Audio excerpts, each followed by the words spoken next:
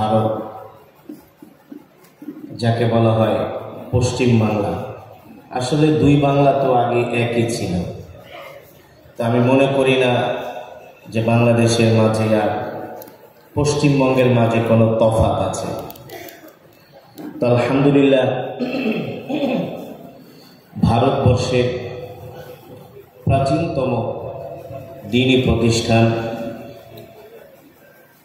দরবার শরীফ, ফুরফুরা দরবার শরীফ, এখানে আজকে আমি যে প্রোগ্রামে আসলাম, আমি মূলত এসেছি ডাক্তার দেখানোর জন্য। তো এই দরবারে খাদেম, যিনি আসলেই খাদেম, হযরত পীর সাহেব তহা সিদ্দিকী বারাকাল্লাহু তাআলা ফি হায়াতি। আমি তাকে আরো আগে সোশ্যাল মিডিয়ার মাধ্যমে আমি তাকে দেখতাম, শুধু দেখতাম না, আমি তার বক্তব্যগুলো শুনতাম। আমার কাছে খুব ভালো লাগতো যে বয়স্ক একজন মানুষ এত হুঙ্কার কিভাবে দেয়, এত সাহস নিয়ে কথা কিভাবে বলে। তার সাথে আমার একদিন না 3-4 ঘন্টা থাকার সুযোগ হয়েছে। আলহামদুলিল্লাহ, আমি একজন পীর হওয়ার জন্য যে যোগ্যতা দরকার, আল্লাহ তাআলা সব যোগ্যতা তার মাঝে দিয়েছেন। তিনি খানকার পীর, ময়দানের বীর। কথা বলেন ঠিক না? আলহামদুলিল্লাহ, আল্লাহ তাআলা তাকে অনেক যোগ্যতা দিয়েছেন, মানুষকে কাছে নেওয়ার ভালোবাসা। আমি মনে করি তার সবচেয়ে বড় যোগ্যতা হলো আল্লাহ তাআলা, আমার মনে হয় যে উসিলায় তাকে জান্নাত দিবেন, তিনি কোরআনকে অসম্ভব ভালোবাসেন। কোরআনকে ভালোবাসেন, শুধু কোরআন। এই যে কম্পিটিশনটা হচ্ছে সম্পূর্ণ শুধু কোরআন নিয়ে, ঠিক কিনা বলেন? আপনারা আসছেন কোরআনের মুহাব্বতে, তো হযরত কোরআনকে খুব ভালোবাসেন, কোরআনের তেলাওয়াতকে খুব ভালোবাসেন, খুব ভালোবাসেন। আর আমাদের আকাবের মুরব্বীরা এমনই ছিলেন, তারা কোরআনের জন্য পাগল ছিলেন, কোরআনের জন্য তাদের জান মাল আল্লাহর রাস্তায় কোরবানি করে দিয়েছেন, ঠিক কিনা বলেন? তা আলহামদুলিল্লাহ, বাংলাদেশের মকবুল এই দরবারে এসে, এই প্রোগ্রামে এসে আমার কাছে অত্যন্ত ভালো লেগেছে। আল্লাহ তাআলা হযরতের এই খেদমতকে কবুল করুন। এর সওয়াব তাদের পূর্বপুরুষ যারা দ্বীনের খাদেম ছিলেন, আল্লাহ তাআলা সকলের কবরে আর সওয়াব পৌঁছে দিন, বলি আমিন। তো আলহামদুলিল্লাহ, আমি আসছি, আবার যদি আল্লাহ তাআলা কখনো সুযোগ করে দেন আমি আবার আসবো ইনশাআল্লাহ।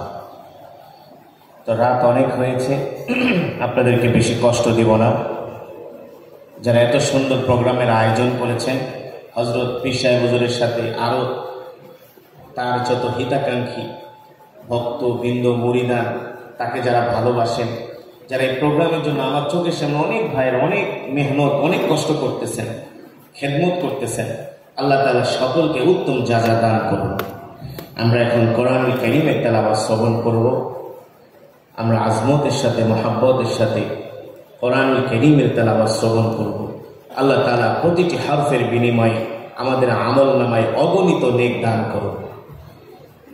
শুধু আমরা এই মাজমাই তেলাওয়াত শুনব না, আমরা আশা করি, আল্লাহ তাআলার কাছে দোয়া করি, জান্নাতেও যেন আমরা আল্লাহ তাআলার কুদরতি জবানে কোরআন শুনতে পারি, ঠিক কিনা বলো?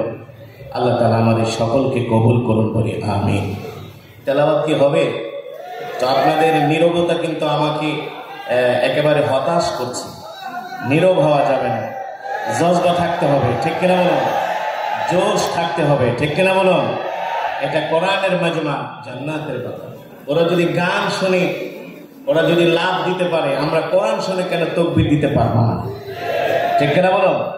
সেই জজবা, সেই ইমানি শক্তিতে আমাদেরকে বলিয়ান হতে হবে। আল্লাহ তাআলা আমাদের সকলকে কবুল করুন। ঢিলে বাড়ায়, ঢিলে ঢিলে আওয়াজটা ঢিলে হবে।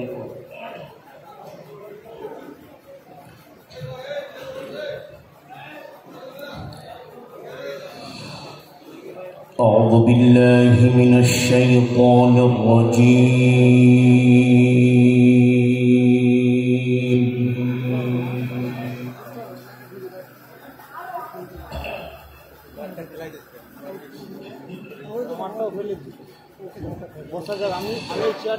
بسم الله الرحمن الرحيم.